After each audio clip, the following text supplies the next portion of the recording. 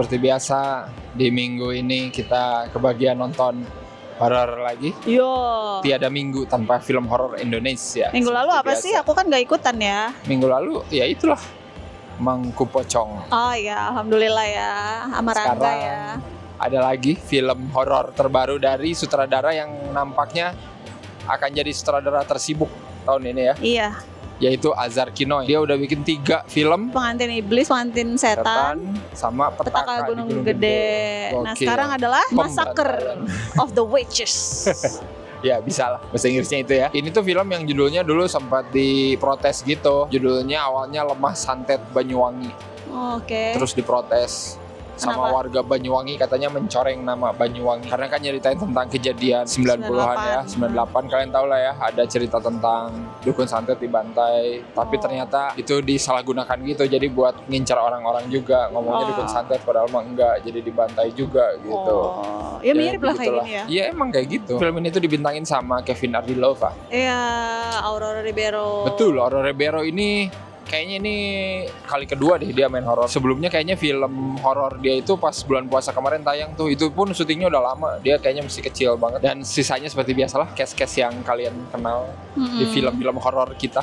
Iya, Tuh udah sering ya. Rifnu, Aryo Wahab gitu kan. Ceritanya Aurora Ribeiro ini jadi siapa ya namanya?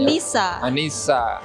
Seorang santri belajar di pesantren, dan di pesantrennya itu tiba-tiba banyak yang mati, ngerikan, matinya brutal. Ada yang mati karena para ninja ya. Nah ini isu yang zaman dulu juga kan, yang ngebunuhin dukun santet itu seperti ninja. Tapi ada juga penampakan dari pocong, kuntilanak, dan macam-macam. Apa yang sebenarnya terjadi di pesantren Anissa ini? Dan film ini dibuka dengan adegan pembantaian. Ada ustadz dibantai. Gila. Kenapa Ustadznya dibantai? Entahlah ya. Jadi kita akan cari tahu jawabannya, ceritanya nanti gitu ya. Itu kan baru mulai. Terus setelah itu adegannya Anissa diganggu oleh kuntilanak. Iya. Kenapa ada kuntilanak? Nah, itu juga cari tahu sendiri nanti ya. Iya. Entah dapat atau enggak tahu. Dan sampai film beres pun aku bertanya, kenapa sih? Ada apa sih ini sebenarnya? Film ini tuh apa sih gitu. Aku pertama kali keluar studio bilang apa ke kamu? Ini film konteksnya apa? Sama aku juga gitu. Aku tuh yang paling males kalau udah nonton sebuah film tuh kita tuh kayak ngapain ya gue tadi gitu. Nonton apa ya gue tadi gitu ya. Jadi kayak ngapain saya beli tiket gitu ya. Iya, benar-benar. Itu tuh yang aku rasain nonton ini tuh gitu. Bukannya nggak ngerti gitu ya, tapi nggak paham aja film itu ceritanya mau ngapain gitu. Iya, benar-benar. Asli. Iya. Bingung aku mah, tapi ya udahlah. Itu mungkin hanya perasaan aku aja. Mungkin kalian beda. Tapi kita omongin dulu lah. Apa yang menurut kamu yang bagus di sini? Yang menarik perhatian aku pertama adalah lokasi. Karena lokasinya betul. itu kayak Di pesantren. seru. Iya, di pesantren, tapi biasanya kan pesantren itu ya udah gitu aja kan, rumah-rumah. Kayak kita nonton pesantren gitu aja kan biasanya, atau di desa kayak gitu. Ini tuh pesantrennya agak unik gitu lah, kayak di bukit-bukit, bagus lah. Gambarnya enak dilihat. Aman lah menurut Iya, aku. nggak gelap, warnanya bagus, terus bahkan ada beberapa angle gitu yang cukup menarik sih kalau buat aku. Masih terasa sinematik. Iya, masih ada lah kayak gitu-gitu. Iya. Soalnya kan jarang kalau kita nonton horor-horor kita itu gambarnya yang enak dilihat gitu, kayak kehitung gitu, nggak yang sering gitu. Jadi aku senang sih nontonnya. Alhamdulillah. Nggak bikin sakit mata banget lah ya. Di sini kan ada beberapa adegan brutal. Iya, kayak gitu-gitu. Nah, aku juga suka sih beberapa, kayak misalnya waktu pocong kepala buntung itu menarik sih. Benar. Kayak bagus gitu pas dia dus-dus terus dibawa gitu. Jatuh dulu apa gitu. Itu juga bagus. Terus yang tadi back lagi ke adegan sumur, pas si temennya jatuh ke sumur tuh kayak bagus, jatuhnya tuh kayak mau ditangkap dulu, tapi kayak gitu-gitunya tuh kayak walaupun emang gak sehalus itu pas bagian itu karena kan siang terang benderang ya, tapi tetap enak gitu, maksudnya ya ada niatan bagus gitu. Beberapa treatmentnya di sini juga ada yang menarik, kayak misalnya ada tuh yang akhirnya Pak Yai datang juga kan, ayo kumpulin semuanya kita sholat gitu kan, sholat. Terus lagi gini-gini pas sujud lama banget tuh, subhanallah. Ada kaki. Terus ada kaki tuh sudah, Pak Ustadznya hilang. Iya. Baru tuh aku bilang, wah seru nih. Tapi sayangnya sampai terakhir gak ada Pak Ustadznya, Pak Yainya. Iya. Ya kesian amat gitu. Itu nggak ngerti sih. Suka sih beberapa adegan di film ini, kayak misalnya adegan kesurupan massalnya lumayan tuh, yang warga-wargi bapak yang sakit itu, yang kesian, yang perutnya menggendut itu. Itu ada tuh dia nggak tapas bangun, terus ada Ali, terus dia langsung keangkat gitu, terus langsung kayak gitu-gitu. Si Ali langsung kaget gitu. Itu aku suka sih. Beberapa emang lumayan oke sih, brutal gitu, eksekusinya kayak dipotong di apa gitu, lumayan diliatin ya. Meskipun ada beberapa yang emang nggak terlalu diliatin juga sih. Tapi ya udah sih, brutal mah udah bukan hal baru ya, karena di film horor kita mah pasti itu udah jadi kewajiban. Sebenarnya kalau brutal terlalu yang jedar-jedar tuh kayak udah biasa aja saking seringnya nonton ya. Cuma sebenarnya yang bikin linu dan ngeri itu eksekusi keras itu sebenarnya. Betul. Karena kalau nggak gitu ya udah cuman lewat aja gitu. Iya, kayak dar. Mati, kepenggal, gitu. Narik kawat, keluarin paku gitu. Jadi kayak gitu, nggak ada linu-linunya gitu. Jadi kayak cuman, oke. Oh iya gitu. Makanya Final Destination itu bagus banget bikin adegan yang brutal, karena sebenarnya bikin ngeri menuju ke sana. Kalau di film itu tuh dia tuh ngebangun itunya gitu, yang bikin kita itu lebih kayak khawatir gitu.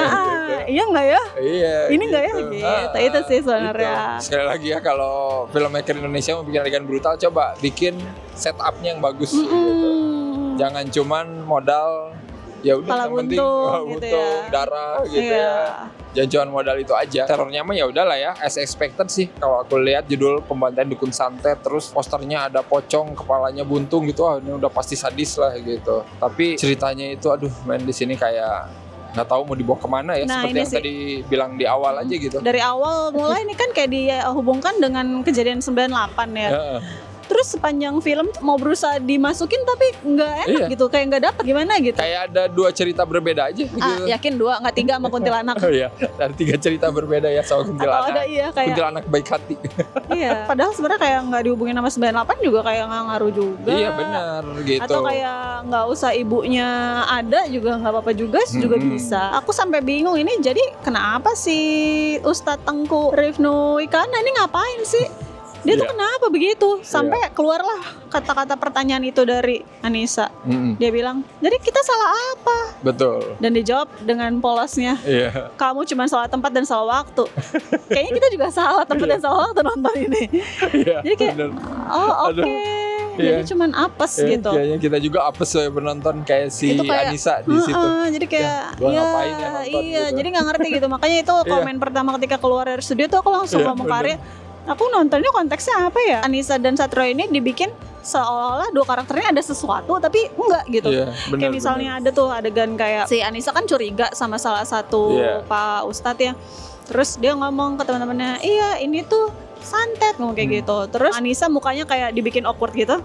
Iya, soalnya aku sering baca buku-buku santet. Nah, ya udah kan kita berpikir, dia nyembunyi sesuatu nih, atau dia kenapa nih gitu kan. Ternyata sampai terakhir enggak dong. Nggak ada gitu. Apa-apa. Atau kayak misalnya Satrio kayak dari awal tuh pas tabrakan kan sama Anissa, aku ketemu setan gitu. Terus Satrio langsung, kamu ketemu apa setan? Terus dia langsung ngebahas sama si Ali, kamu nggak denger si Anissa ngomong ketemu setan gini-gini. Jadi soalnya tuh juga si Satrio tuh ada sesuatu. Iya bener. Tapi sampai akhir juga nggak juga. Nggak juga gitu. Jadi goalnya tuh bingung gitu, mau apa. Terus tiba-tiba aku harus kembali ke rumah. Takutnya kenapa-napa. Padahal dia nggak tahu apa-apa ya. Iya.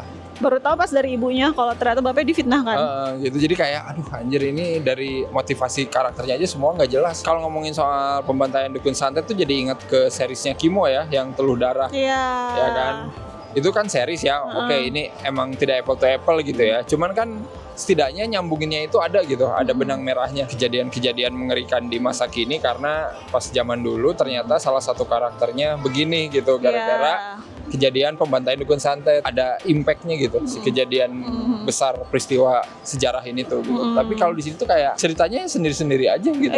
Kayak dipaksain nyambung aja. Dan yang paling capek ya itu terus aja teror gitu. Capek mati lampu mulu. Mati lampu nyala. Itu juga 1000 kali kayaknya. Iya bener. Capek sama karakternya itu bertindak seolah-olah ya udah ada yang mati, lanjut. Matinya ngeri-ngeri padahal. Iya, matinya brutal-brutal. Nggak kan polisinya sibuk. Ya tapi intinya tuh kayak udah mau ngapain anjir lu di situ gitu. Terus ngelihat temennya atau siapa gitu ngeluarin paku or apa gitu dari muka gitu ya. Udah aja diliatin aja. Kenapa ya di Indonesia itu ada film horor brutal tapi aku ngantuk nontonnya gitu. Itu pertanyaan besar asli. Mungkin kamu kurang tidur Ya, semalam. mungkin. Ya, padahal nontonnya jam pertama loh, masih siang terang benderang. Itu pertanyaan besar Karena tuh. kamu kebanyakan makan nasi, jadi ngantuk. Ya Di situ mungkin kali ya, serba salah ya. UKP itu nggak ada siapa-siapa ya yang merawat ya. Kayak misalnya Anissa sakit perut, ngambil ini sendiri. Diam. Terus bapak itu sakit sendiri. Jadi Betul. buat apa ada UKP gitu. Even film ini juga nggak bisa menggambarkan itu gitu ya, karena dari awal pun kita nggak dikasih tahu gitu. Ini Iya tuh sih. ngomongin pesantren tuh kayak gimana, Iya sih. kehidupannya orang-orangnya gitu. Kita tuh nggak dikasih tahu apapun. Tiba-tiba aja udah pembantaian lah, ada kuntilanak lah ngikutin gitu sambil nunjuk-nunjuk lah. Bahkan Sumpah. ini sih, bahkan akhirnya setelah di tengah film pas mau jenguk bapak itu, terus nanyain Bu Ustazah, Iya. nggak ada. Terus dia mau kayak dibantai, akhirnya keluar juga tuh. Iya. Ayat kursi selama ini nggak ada. Akhirnya dia ngucapin ayat kursi juga. Terus kan kalah kan Bu Ustazahnya kan. Kenapa ini nggak dari tadi? Kenapa nggak pas Nurul lagi nyabut paku? Atau siapa sih? Siapa aja sih yang awal-awal itu? Yang Dia pada nggak ayat mati, kursi. kenapa nggak ayat kursi aja malah ditonton rame-rame nobar.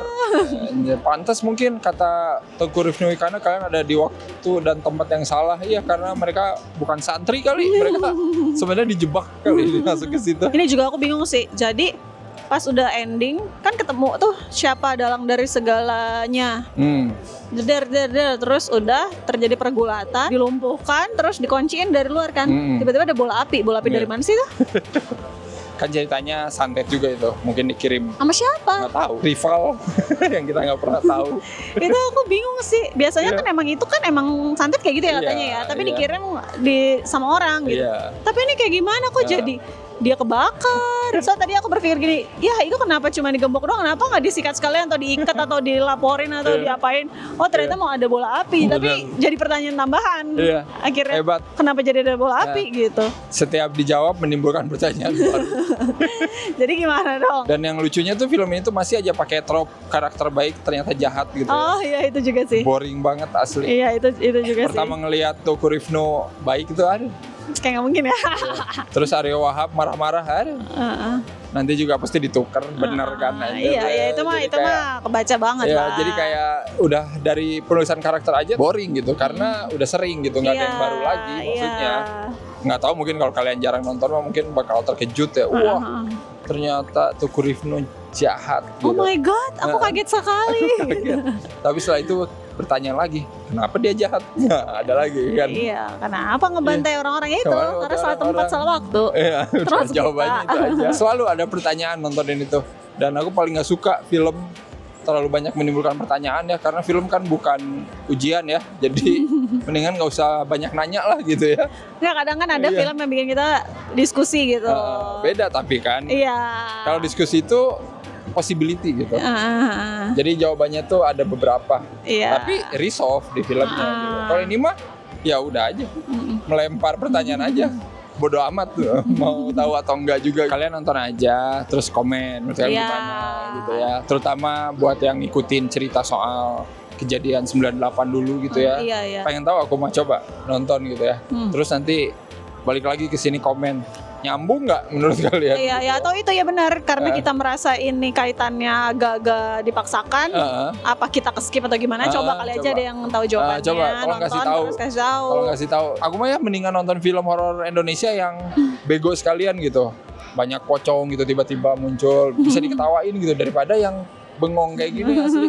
Lebih ngeselin tau nonton yang itu, kayak pengen so rumit tapi enggak gitu. Jadi berapa skornya untuk pembantaian dukun santet? Aku kasih 4,5 obat per 10. Obat apa sih? Nah itu bingung kan? Abisnya pas lagi kesurupan gitu, ustadznya ngomong, ayo Nisa sana ambil obat. Aku ambil obat apa maksudnya? Terus Pak Ustadz juga ngomong, sana Satria ambil obat. Itu yang mereka akhirnya mau ngambil obat. Minyak telon kali ya. Obat April dong. Tahu apaan? Aku 4 aja lah, karena film ini sukses bikin aku menahan kantuk. Sumpah. Kayaknya kalau kalian susah tidur nonton ini deh. Kayaknya bisa tidur asli. Soalnya Nggak, gimana mau bisa tidur? Pertama mulai aja bangun tidur nengok dreng gitu kamu. Dreng suaranya. Iya, suaranya kan wah. Kaget. Tapi tetap buat aku mah kayak pengantar tidur. Lebay ya. Kayak lebay asli. Saking boringnya ceritanya dan karakternya. Oke, kalau kayak gitu seperti biasa jangan lupa apa aja. Jangan lupa like, comment, subscribe, follow semua sosial media Snackcrib. Join membership Snackcrib juga dan silakan beli merchandise Snackcrib juga ya yang baru. Ada linknya di bawah video ini. Masih banyak stoknya. Jadi silakan beli aja. Oke, kalau begitu sampai ketemu lagi di episode selanjutnya. Bye bye. Bye bye.